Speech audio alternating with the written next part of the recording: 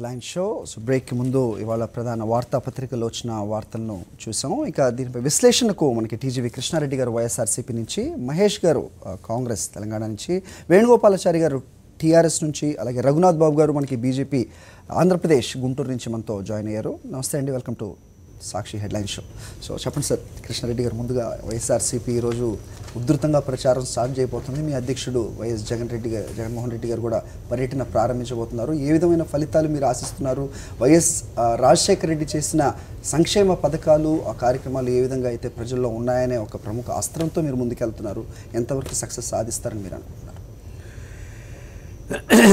ఇప్పటి వరకు కూడా ప్రచారం పార్టీ తరఫున పార్టీకి చెందినటువంటి రోజా గారు కానీ, పార్టీ అధ్యక్షుడు తెలంగాణ పార్టీ అధ్యక్షులు శ్రీనివాసరెడ్డి గారు కానీ, మిగతా వాళ్ళందరూ ప్రచారం ఉధృతంగా చేస్తూ ఉన్నారు. అన్ని శాసనసభ ముఖ్యమైన కేంద్రాల్లో, గ్రామాల్లో పర్యటిస్తూ చేస్తూ ఉన్నారు. రాజశేఖర రెడ్డి గారు ప్రవేశపెట్టినటువంటి శాచ్యురేషన్ ఏవైతే మీకు తెల్ల కార్డుల విషయంలో కానీ, లేకపోతే గృహ నిర్మాణ విషయంలో కానీ, లేకపోతే మిగతా పెన్షన్ విషయాల్లో కానీ పార్టీ రహితంగా అందరికీ ప్రవేశపెట్టినటువంటిది మొట్టమొదటి ముఖ్యమంత్రి దేశంలోనే రాజశేఖర రెడ్డి గారు. సో దాంట్లో ప్రత్యేకించి తెలంగాణ వైపు ఎక్కువ మంది ఆకర్షితులయ్యారు. ఎందుకనంటే ఇది అందరికీ వర్తింపజేస్తున్నారు, పార్టీ రహితంగా చేస్తున్నారు అనేటటువంటి బాగా ప్రచారంలోకి వెళ్ళింది. ఆ ప్రచారంలోకి వెళ్ళినటువంటి భాగమే అంటే కొంతమంది టీఆర్ఎస్ పార్టీ వాళ్ళు చేసేటటువంటి దుష్ప్రచారం వల్ల కొన్ని అసంఘటనలు జరిగినాయి, అనుకోని సంఘటనలు కూడా జరిగినాయి.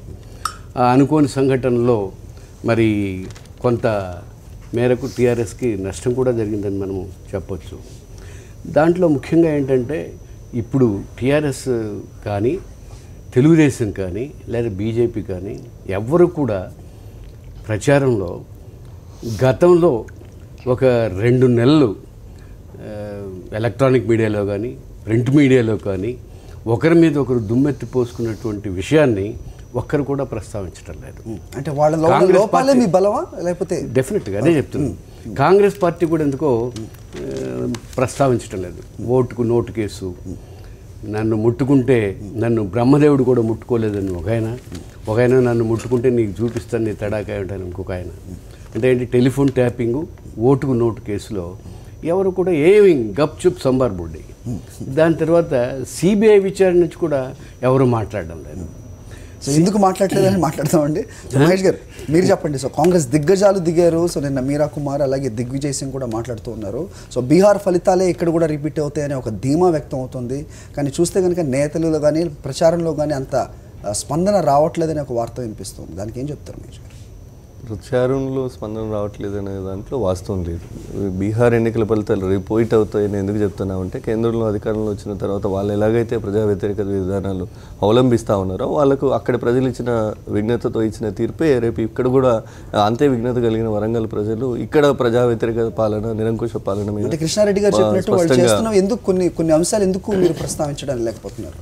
అంటే ఓటుకు నోటుకి కానీ, లేకపోతే మరే విషయం లేకపోతే అసలు రాజే గారిని ఎందుకు తీసేశారనే విషయాన్ని కానీ, దానికి దర్యాప్తు ఎందుకు చేయరని కానీ ఎన్నో విషయాలు ఉన్నాయి. ప్రకటించినటువంటి విషయాలు ఎన్నికల కాంగ్రెస్ పార్టీ టచ్ చేయనటువంటి అంశం లేదు, స్పృశించినటువంటి అంశం లేదు. అన్ని అంశాలు మేనిఫెస్టో ముందు పెట్టి మొన్న 50 ప్రశ్నలు ఇచ్చినాం. ఏది మీ డబుల్ బెడ్రూమ్ ఇల్లు, ఏది దళితులకు భూమి పంపిణీ, ఏది ముస్లింలకు మీరు 4 నెలల్లో ఇస్తారన్న రిజర్వేషన్లు, ఏది ఎస్టీలకు ఇస్తారన్న 12% రిజర్వేషన్లు, ఏది మన KG to PG విద్య, ముఖ్యమంత్రి మనవడు చదివే స్కూళ్ళలోనే గుడిసెల్లో ఉండే పేదవాడి పిల్లలు కూడా చదవాలన్న కళలు ఏడబోయినాయి. సో వాటర్ గ్రిడ్ ఎందుకు వచ్చింది, వాటర్ ప్రాజెక్టుల రీడిజైనింగ్ ఎందుకు జరుగుతుంది, వాటి వెనకాల ఉన్న హస్తం ఏంటి, ఈ పోలీసుల వాహనాల కొనుగోలులో ఉన్నటువంటి స్కామ్ ఏంటి, ఇవన్నీ కూడా 50 క్వశ్చన్లు మొన్ననే ఇచ్చినాం. పెద్దలకు కావాలంటే వారికి ఒక కాపీ పంపిస్తాం, వారు దాన్ని చదివిన తర్వాత మాట్లాడితే చాలా బాగుంటుంది. సో కాంగ్రెస్ పార్టీ ఎక్కడ కూడా వెనకడట్లేదండి, తెలంగాణ ఇచ్చిన పార్టీగా. రెండోది, ఏదైతే ప్రజలు ఒక మార్పు కోరుకొని తెలంగాణ తెచ్చినామని చెప్పుకున్న వ్యక్తిని నమ్మి, ఆయన ఇచ్చినటువంటి కలబలి మాటలకు, మాయ మాటలకు నమ్మి మోసపోయిన భావనలో ఈరోజు స్పష్టంగా వరంగల్ ప్రజలు ఉన్నారు. రైతుల రుణమాఫీ అన్న విషయంలో వాళ్ళ ఆత్మహత్యలు, పత్తి రైతుల యొక్క ఆందోళనలు, మంత్రులకు జరుగుతున్నటువంటి సన్మానాలు, చెప్పులతో చీపులతో తిట్ల పురాణాలతో జరుగుతున్నటువంటి సన్మానాలు ఇవన్నీ చూస్తూ ఉంటే బీహార్ ఎన్నికల ఫలితాలు ఇలా రిపీట్ కాబోతున్నాయి. అధికార పక్షానికి వ్యతిరేకంగా ఈరోజు వరంగల్ ప్రజలు తీర్పు ఇవ్వబోతున్నారు. అది కూడా సమర్థుడై ఉండి గతంలో కేంద్ర మంత్రిగా పనిచేసి తెలంగాణ ఏర్పాటులో కీలకంగా ఉన్నటువంటి సర్వే సత్యనారాయణ వైపు మొగ్గు చూపనున్నారని వాస్తవం. ఇక మిగిలిన అభ్యర్థుల విషయానికి వస్తే మీకు తెలిసిందే, ఒక ఆయనకేమో వరంగల్ సరిహద్దులు ఏడుంటే కూడా తెలియదు. ఆయన అక్టోబర్ 26వ తారీఖు ఆయన టికెట్ తీసుకొని ఇండియాలో ల్యాండ్ అయ్యిండు. సో కాబట్టి ఆయన అవుట్ ఆఫ్ ఇండియాలో ల్యాండ్ అయింది అక్టోబర్ 26 కాబట్టి ఆయనకేం పెద్ద అవకాశాలు లేవు. ఇంకా ఆయన దయాకర వ్యక్తి, పరిపాలన అనుభవం కానీ అక్కడ ఉన్నటువంటి స్థానిక రాజకీయ అనుభవం కానీ లేనటువంటి మొదటిసారి ఎంపీగా పోటీ చేస్తుండు. ఇన్ని రోజులు అంటే సరే గెలిచిన వాళ్ళందరూ వేవ్లో గెలిచిరు, మొదటిసారి పోటీ చేసిన వాళ్ళు చాలా మంది. ఖచ్చితంగా అయిపోయింది. అయిపోయింది అనడానికి ఇది ఒక్కటే నిదర్శనం అంటలేను. నిన్న మొన్న జరిగినటువంటి స్థానిక ఎన్నికల్లో టీఆర్ఎస్ పార్టీ మూడో స్థానానికి పడిపోయిన పరిస్థితులు కూడా ఉన్నాయి. గ్రామ పంచాయతీలో జరిగిన ఉప ఎన్నికలు కానీ, సహకార సంఘాల్లో జరిగిన ఉప ఎన్నికలు కానీ, మిగతా ఏ ఎన్నికలు తీసుకున్నా కూడా టీఆర్ఎస్ పార్టీ ప్రభావం మూడో స్థానానికి పడిపోయింది. ఇంకా రెండో స్థానంలో ఒక దశలో టీడీపీ వచ్చినటువంటి పరిస్థితి. అంటే ఇప్పుడు పోటీ టీఆర్ఎస్ కాంగ్రెస్ మధ్యనే ఉంది. టీఆర్ఎస్ పై కాంగ్రెస్ ఖచ్చితంగా ఒక స్పష్టమైన మెజారిటీతో ఇవ్వడం జరిగింది. నిన్న మీరా కుమార్ గారి సభలో స్పందన చూస్తే ఆమె చెప్పింది, మేము ఎన్నో ఉద్విగ్న క్షణాల మధ్యన, ఎంతో ఉద్రిక్తతల మధ్యన నేను బిల్లు ప్రవేశపెట్టాను, మీరు ఈ రోజు కాంగ్రెస్ పట్టం కట్టాల్సిన అవసరం లేదు. మరొకసారి వాళ్ళు పట్టం కట్టిన తర్వాత మనకి ఎన్నికలు వచ్చాయి. ఆ తర్వాత తెలంగాణ టీఆర్ఎస్ కి మ్యాండేట్ ఇచ్చిన విషయం అందరికీ తెలిసిన విషయమే. దాన్ని మళ్ళీ ప్రస్తావించడం ద్వారా ఆ సెంటిమెంట్ ని ఎంతవరకు మీరు క్యాచ్ చేసుకుంటారు? ఒక్కసారి తెలంగాణ ఇచ్చిన పార్టీగా కాంగ్రెస్ కు తెలంగాణ రాష్ట్రం ఉన్నన్ని రోజులు కాంగ్రెస్ పార్టీకి డోకాలేదు. ఇక మిగిలిన కొన్ని ఇప్పుడు వైసీపీ అన్నారు, జగన్ గారు ఈరోజు ప్రచారానికి వస్తూ ఉన్నారు. ఏముంది వైసీపీ బలాబలాలు ఏమున్నాయనేది మనకు తెలియదా? తెలంగాణలో వైసీపీ బలాబలాలు ఏంది? ఆంధ్రాలో టీఆర్ఎస్ పార్టీ పెడితే ఏ రకమైన స్పందన ఉంటుందో తెలంగాణలో వైసీపీ కాంగ్రెస్ కి ఏ విధంగా ఉంది, వైఎస్ఆర్సీపీకి ఏ విధంగా ఉంది మనం చూసాము. సో ప్రచారం ఏ విధంగా ముందుకెళ్తుంది అది నడవనేయండి. నేను అనేది ఒకటి, ఈ రోజు కాంగ్రెస్ కు వీళ్ళ ప్రభుత్వ పాలనకు వ్యతిరేకంగా ప్రజా వ్యతిరేక ఓటు ఏదైతే ఉందో అది కాంగ్రెస్ కు రాకుండా చూసే దాంట్లో భాగంగానే మిగతా అన్ని పార్టీలు వాళ్ళ ఓట్లను, ప్రజా వ్యతిరేక ఓట్లను చీల్చుకునే ప్రయత్నం చేస్తూ ఉన్నాయి తప్ప నిజానికి ఏవో పార్టీ గెలిచే ఆలోచన కాదు. వైఎస్ఆర్సీపీకి క్లియర్గా ఉంది ఆడ పిక్చర్, గెలిచే అవకాశం లేదు. వామపక్షాల అభ్యర్థులకు గెలిచే అవకాశం లేదు, బీజేపీకి గెలిచే అవకాశం లేదు. కానీ మూడు పోటీ చేస్తున్నాయి, మూడు ప్రచారం చేస్తున్నాయి. ఎందుకు అంటే ఆ ప్రజా వ్యతిరేకత ఓటు చీల్చుకునే ప్రయత్నంలో భాగంగా, తద్వారా టీఆర్ఎస్కి పరోక్షంగా మేలు జరిగే కార్యక్రమం తప్ప ఈ పార్టీలు గెలిచే పరిస్థితుల్లో లేవు అనేది ఆ పార్టీలకు తెలుసు, ప్రచారం చేస్తున్న నాయకులకు తెలుసు, వేదిక మీద నాయకులకు కూడా తెలుసు. మాట్లాడాలి కాబట్టి మాట్లాడితే నేనేం మాట్లాడలేను దానికి. వేణుగోపాల్ సార్ గారు, సో ఏది ఏమైనప్పటికీ 15-16 నెలల్లో ఇంతటి అంటే మెజారిటీ తగ్గుతుందని కొందరు అంటుంటే టీఆర్ఎస్ ఓడిపోతుందని కొంతమంది ధీమా వ్యక్తం చేస్తున్నారు. వాళ్ళ ఫెయిల్యూర్సే మా సక్సెస్ అంటూ నిన్న సభలో మీరా కుమార్ కానీ దిగ్విజయ్ సింగ్ కానీ మాట్లాడుతూ ఉండడం చూస్తున్నాం. ఏ విధంగా చూస్తున్నారు మీరు? ఇప్పుడు ఈ ప్రభుత్వం ఏర్పడి సంవత్సరంన్నర అయింది. సంవత్సరంలో ఎలక్షన్ మేనిఫెస్టోలో ఇచ్చిన అంశాలే కాకుండా ఈరోజు లేని అంశాలు, కళ్యాణ లక్ష్మి లాంటి అంశాలు కానీ ఇంకా ఇతర అంశాలు కానీ ఈరోజు ప్రవేశపెట్టింది టీఆర్ఎస్ ప్రభుత్వం. దేశంలో ఎన్నో పార్టీలు ఉన్నాయి, జాతీయ పార్టీలు ఉన్నాయి, ప్రాంతీయ పార్టీలు ఉన్నాయి. కానీ మేనిఫెస్టోలో టోటల్ అయిపోయిందని మేము అంటలేం. కానీ మొదలుపెట్టిన మేనిఫెస్టోలో చెప్పిన అంశాలు 5 సంవత్సరం లోపలనే మొదలుపెట్టిన పార్టీ ప్రభుత్వం టీఆర్ఎస్ ప్రభుత్వం. ఈరోజు ఎందుకు వ్యతిరేకత పెరిగింది? 32,000 కోట్ల రూపాయలు సంవత్సరంకు ఆసరా కింద ఇచ్చేందుకు వ్యతిరేకత పెరిగిందా? గత 60 సంవత్సరాలుగా కరెంటు కోతలు డిసెంబర్ నవంబర్ నుంచి కరెంటు కోతలు ఉంటే ఈ సంవత్సరము 1,400 కోట్ల రూపాయలు ఖర్చు పెట్టేసి మన ఉత్పత్తిలో సింగరేణి నుంచి కానీ అదేవిధంగా ఇతర సంస్థని కొనుక్కొని కరెంటు కొరత లేకుండా చేసినందుకు వ్యతిరేకత ఉంటుందా? అదేవిధంగా ట్రాన్స్పరెన్సీ గవర్నమెంట్గా హ్యాజిల్ ఫ్రీ, కరప్షన్ ఫ్రీగా సీఎంఓ కార్యాలయం ఉన్నందుకు వ్యతిరేకత పెరిగిందా? వాటర్ ఎందుకు వచ్చింది, దాంట్లో మార్పులు ఎందుకు వచ్చాయని అడుగుతున్నారు. వాటర్ గ్రిడ్ ఈరోజు టెక్నికల్గా వాటర్ గ్రిడ్ పైప్ లైన్లు కానీ, కాకతీయ మిషన్ కానీ ఈరోజు వాటర్ గ్రిడ్ మొదలు పెట్టక ముందే స్కామ్ అన్న పైపులు కంపెనీలు లాలుచ్చి అని చెప్పేశారు. అంటే ఇన్ని సంవత్సరాలు ఎందుకు రాలేదు? మరి ఇన్ని సంవత్సరాలు వాటర్ గ్రిడ్ కార్యక్రమం ఎందుకు వేయలేదు? ఈరోజు తెలంగాణ ప్రభుత్వం ఏర్పడ్డది కనుక తెలంగాణ ప్రజలకు నల్ల నీళ్ళే రాలేదు, వాళ్ళు మంచి నీళ్ళే తాగలేదు అనే పరిస్థితులలో చెప్తాను. చాలా తప్పుడు ప్రచారం. ఏ గ్రామానికన్నా పోదామండి. వేనన్నా ఒక మాట, మీలాంటి పెద్దవాళ్ళు కూడా సమర్థించాలి కాబట్టి సమర్థించే పరిస్థితిలో ఉండకూడదు. దయచేసి మీరున్నటువంటి పరిస్థితి బట్ట నేను కూడా చాలా బాధపడతా ఉన్నాను. ఎందుకంటున్నా అంటే మీరున్నారు, మీ కాన్స్టిట్యున్సీ పోదాం, బోత్ కాన్స్టిట్యున్సీలో పోదాం. మీరు సాక్షి ద్వారా ఇండిపెండెంట్ సర్వే తీసుకొని రండి. ఏ గ్రామంలో ఏ ఇంటికి నల్ల కనెక్షన్ లేదో మరి కేసీఆర్ గారు వచ్చి పెట్టే కనెక్షన్ ఉంటే సరిపోతుందా, నీళ్లు రావద్దా?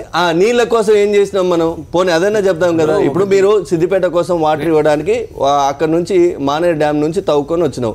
మానేరు డ్యామ్లో కంఠం లోపల బోర్లు వేసి తీసుకొని వాటర్ తీసుకొని వస్తున్నాం. కానీ మానేరు డ్యామ్ చుట్టూ ఉన్న మానేరు డ్యామ్ ఆనుకొని ఉండి మా భూములు పోయిన గ్రామం మాది. మానేరు డ్యామ్ ఏదైతే సిద్దిపేటకు తెల్లారులేస్తే నీళ్ళు ఇచ్చే మానేరు డ్యామ్ ఉందో దానిలో మా భూములు పోయినాయి. మా ఊరికి 2 రోజులకు ఒకసారి నల్ల వస్తే ఈయన గారికి రోజుకు నల్ల ఉంటుంది సిద్దిపేటలో. ఇది అన్యాయం కాదా? అక్కడ ఉన్న ప్రజల్ని మోసం చేయడం కాదా? ఈయన ఏమంటాడు, మహబూబ్ నగర్లో కృష్ణాలో తీసుకొని వాటర్ తీసుకొని వచ్చి హైదరాబాద్కి ఇస్తా అంటారు. మహబూబ్ నగర్ కరువు కట్టకాలతో ఉంది, అక్కడ ఉన్న వాళ్ళకి నీళ్ళు ఇచ్చే బాధ్యత మేమేం లేదా?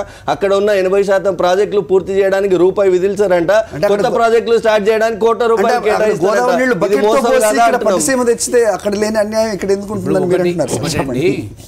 నల్లాల నీళ్ళు తాగలేదని అంటలేరు. నల్లాల నీళ్ళు తాగినప్పుడు కూడా ఊళ్ళలో గ్రామాలు ఉన్నప్పుడు కూడా ప్రతి సంవత్సరం ఏఆర్డబ్ల్యూఎస్ కింద కానీ డ్రౌట్ కింద కానీ 50 నుంచి 100 బోర్లు ఎందుకు వేస్తుండండి గ్రామాలల్లో? దానివల్ల వాటర్ రేట్లు తక్కువ అవుతలేదా? అంటే ఇవన్నీ శాశ్వతంగా నీళ్ల సమస్య పోవాలి అన్న ఉద్దేశంతో అనుసంధానం చేస్తున్నాం. ఈరోజు ఏదైనా కూడా 60 సంవత్సరాల్లో తెలంగాణ ప్రాంతానికి అన్యాయం జరిగిందన్న ఉద్దేశంతో ఈరోజు ఏ కార్యక్రమం చేసుకున్నా పక్కా కార్యక్రమం ఊహాత్మకంగా చేసుకుంటారు. ఏదో ప్రాజెక్టు మొదలుపెట్టి తెలంగాణ ప్రాజెక్టు ఉండాలి, పర్మిషన్ రావద్దన్న ఆలోచన తెలంగాణ ప్రభుత్వానికి లేదు, ముఖ్యంగా కేసీఆర్కి లేదు. కేసీఆర్ అనంతరం తెలంగాణకు ఒక ప్రాంతం కానీ ఒక ఇల్లు కానీ అన్యాయం బంగారు తెలంగాణ అంటూ వస్తున్న మీ ప్రభుత్వం అంటే రైతుల ఆత్మహత్యల గురించి ఏం చెప్తారు? ఇప్పుడు మ్యాండేట్ ఏమి పోతున్నారు ప్రజలంటే ఏమంటారు మీరు? ఇప్పుడు మ్యాండేట్ ఖచ్చితంగా టీఆర్ఎస్ అభ్యర్థి పెద్ద ఎత్తున గెలవబోతున్నాడు. ఒకటి టీఆర్ఎస్ అభ్యర్థి స్థానికంగా ఉన్నాడు.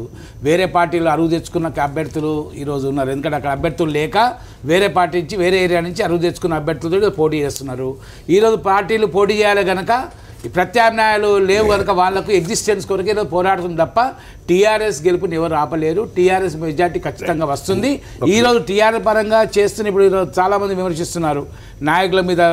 ఎందుకంటే ప్రభుత్వ పరంగా ఉన్నాం కనుకనే ప్రజలు అడుగుతున్నారు, ప్రభుత్వ పరంగా మీరు వచ్చారు కనుక మీరు ఈ కార్యక్రమాలు చేశారు, ఈ కార్యక్రమాలు చేయలేదు అన్నతోటి నిర్దేశిస్తున్నారు. తప్పదు, ఎందుకంటే ప్రభుత్వ పరంగా ఉన్నప్పుడు తప్పది.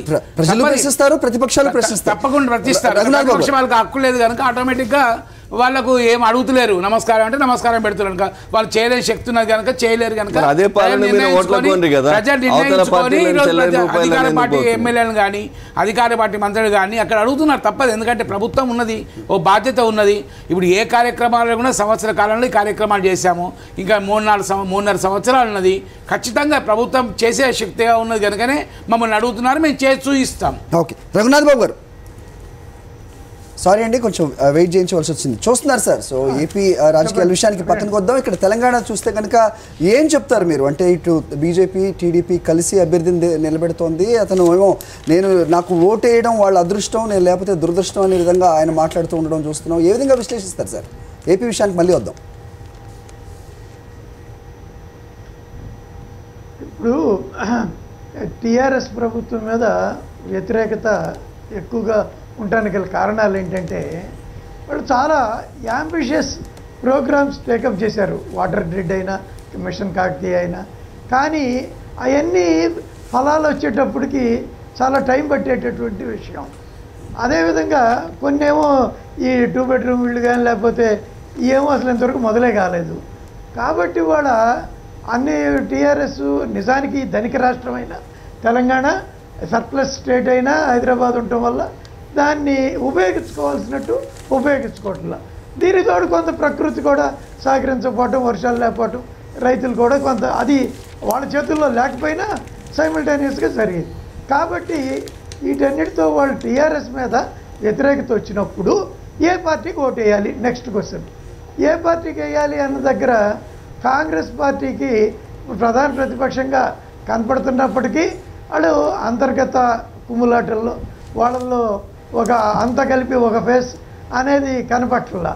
ఎవరికాళ్ళు ఏ దారి పడితే దారి లాగటం, తర్వాత అభ్యర్థి విషయంలో జరిగినటువంటి అక్కడే వాళ్ళు అసలు ఓడిపోయారు. ఇంకా అది జరగకుండా ఉంటే బహుశా వాళ్లే ప్రధానమైన పోటీదారులు అయ్యేవాళ్ళేమో. దాంతో వాళ్ళ ప్రాబ్లం సతమతం అవుతున్నారు కాంగ్రెస్. మరి వైఎస్ఆర్ పార్టీకి ప్రజాభిమానం కొంత మరి రాజశేఖర రెడ్డి గారు చేసిన దానివల్ల అభిమానం ఉన్నప్పటికీ వాళ్ళకి సరైనటువంటి క్యాడర్ లేకపోవటం వాళ్ళకు ఉన్నటువంటి మైనస్ పాయింట్. ఇటువంటి పరిస్థితుల్లో అటు సరైనటువంటి క్యాడర్ తెలుగుదేశం ద్వారా ఉన్నటువంటి బీజేపీ, కేంద్రంలో అధికారంలో ఉన్నటువంటి మేము, ఇక్కడ ఎవరైనా గెలిస్తే ఆ ప్రాంతం బాగా అభివృద్ధి చెందుతుంది అనేటటువంటి ఆలోచన, వీటన్నిటిని మాకు గెలుపు అవకాశాలు ప్రస్ఫుటంగా ఉన్నాయని నేను ఆశిస్తున్నాను. మహేష్ గారు 24వ తారీఖు వరకు ఆగండి.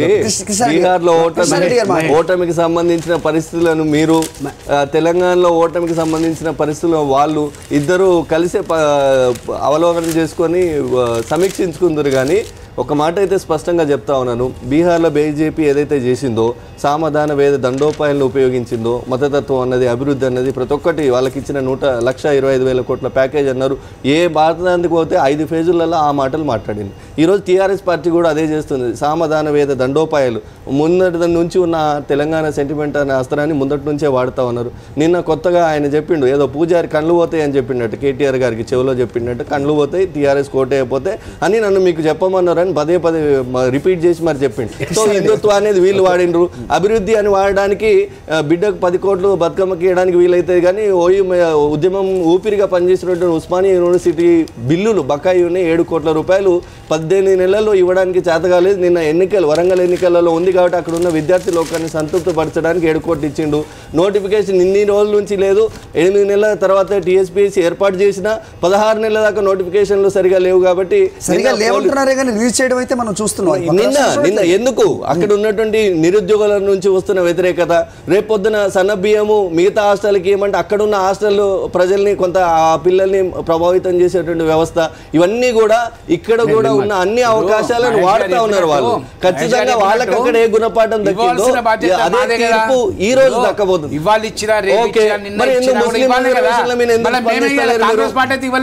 అధికార పార్టీగా మేమే ఇవ్వాలి కదా, ఏ కార్యక్రమం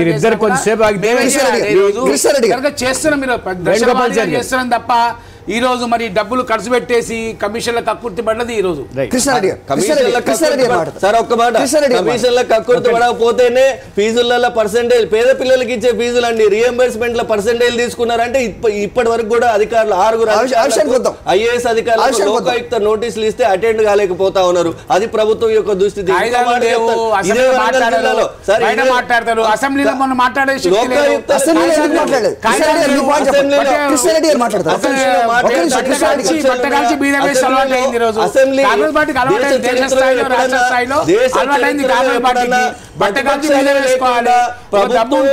కాయిదాలు పెట్టండి, కాయిదాలు అసెంబ్లీ ఎందుకు మాట్లాడలేకపోయారు? నోటీసులు ఇస్తుందా? ఓకే, ఫేక్ కాయిదాలకు మీకు సమాధానం ఎందుకు లేదు? మీరు చెప్తున్న అంశాలన్నీ అసెంబ్లీలో ఎందుకు ప్రస్తావించలేకపోతే అసెంబ్లీ నడుపుకున్నారండి, ప్రతిపక్షాలని గెంటేసి అసెంబ్లీ నడుపుకున్నారు. ఏడ ప్రశ్నిస్తారు చెప్పండి?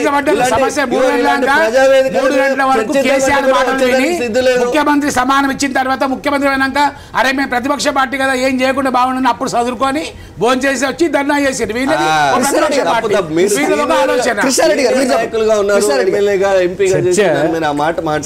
అసెంబ్లీలో పోతున్నారు. కృష్ణారెడ్డి చెప్పండి. విషయం ఏంటంటే వేణుగోపాలాచారి గారు చెప్తున్నారు మా గెలుపు తథ్యం అని, అందరు నాయకులు చెప్తున్నారు. చెప్తున్నప్పుడు ప్రతి నియోజకవర్గానికి ఒక మంత్రిని ఇన్ఛార్జ్ చేయవలసినటువంటి అవసరం ఉంది. మీరు నిజంగా ఎన్నికల ప్రణాళికలో కానివ్వండి, ఎలక్షన్స్ ముందు కానివ్వండి చేసినటువంటి ప్రకటనలన్నీ చేస్తే మీకు అధైర్యం ఎందుకు వస్తుంది? జనం మీటింగ్లో మీ కార్యకర్తలే మిమ్మల్ని ఎందుకు నిలదీస్తున్నారు? ఇంకా సమాధానాలు అసలు మీరు నోటు క్వశ్చన్ కానీ లేకపోతే టెలిఫోన్ ట్యాపింగ్ కానీ సిబిఐ గురించి కానీ మాట్లాడడం లేదు. ఇంకొకటి ఏంటంటే తెలంగాణ ముందు కానీ ఎలక్షన్స్లో కానీ నేను ఒక కాపలా కుక్కలాగా ఉంటాను, ముఖ్యమంత్రి పదవి ఎస్సీకే ఇస్తాను అని చెప్పి డిప్యూటీ ముఖ్యమంత్రిగా ఉన్నటువంటి రాజయ్యని తొలగించి ఇంతవరకు ఆయన తొలగించిన కారణాలు ఏంటో బయటికి రావడం లేదు, లేకపోతే విచారణ ఏంటో బయటికి రావడం లేదు. సంక్షేమం అని అంటారు, ఇళ్ళు కట్టుకున్నటువంటి వాళ్ళకి లక్షల్లో సంవత్సరంన్నర అయిపోయింది, మీరు ఏదో కుంభకోణం జరిగిందన్నారు. ఆ కుంభకోణం బయట పెట్టండి. బయట పెట్టి ఎవరైతే పేదలు కట్టుకున్నారో ఇళ్ళు వాళ్ళ బిల్లులు చెల్లించండి. అదే కాకుండా 3 ఎకరాల భూమి అన్నారు ఎస్సీలకి, ఎక్కడిచ్చారు మీరు 3 ఎకరాల భూమి? రుణమాఫీ అన్నారు, ఎక్కడ చేశారు మీరు రుణమాఫీ? తర్వాత ఇప్పుడు ఉన్నటువంటి అభ్యర్థిని నేనేం పలానా అని అంటాం లేదు, స్థానికేతడు అంటున్నారు. అసలు మీ వాళ్ళు ఎక్కడండి? మీ కేటీఆర్ ఎక్కడ? మరి సిరిసిల్లనా? లేకపోతే ఇంతకుముందు మహబూబ్ నగర్ను వేరే చోట్ల పోటీ చేశారు కేసీఆర్ గారు, ఆయన ఇదా? నిజామాబాద్లో పోటీ చేశారు కవిత గారు, మరి అక్కడ స్థానికత ఉందా? ఇవన్నీ మీకే ఎదురు తిరుగుతున్నాయి. అదే కాకుండా కొంతమందిని చెల్లని రూపాయి అంటాం. ఇప్పుడు అభ్యర్థి యొక్క వేరే అటాక్ కాకుండా పార్టీ గురించి మీరు చెప్పండి, పార్టీ అనుసరిస్తున్నటువంటి విధానాలు చెప్పండి. వ్యక్తిగత దూషణలకి ప్రతి పార్టీ దిగుతున్నాయి. నిన్న రేవంత్ రెడ్డి మాట్లాడిన విషయం వాళ్ళు ఏ విధంగా స్పందిస్తారో దాన్ని కూడా చూద్దాం. అంతకంటే ముందు చిన్న బ్రేక్. ఒక్క నిమిషం. రైతుల ఆత్మహత్యల గురించి అసలు ఎక్కడైనా మీరు ప్రస్తావించారు ఇంతవరకు? రైట్, కేసు పైగా ఎవరైనా నిలదీస్తే కేసులు పెడుతున్నారు, జైల్లో పంపించి సైకో అంటున్నారు, వాళ్ళు ఇదని అదని చెప్తున్నారు. మీరు కమిషన్స్ అని అంటే మీ హోమ్ మినిస్టర్ గారే మిషన్ కాకతీయ అని కమిషన్ కాకతీయ అని పలుసార్లు అన్నాడు TV. Okay, will get back to Venugopalachari గారు ఏం చెప్తారో విందాం. చిన్న బ్రేక్ తర్వాత వేణుగోపాలాచారి గారి స్పందన చూద్దాం. Let's take a short break in headline show. Will be right back.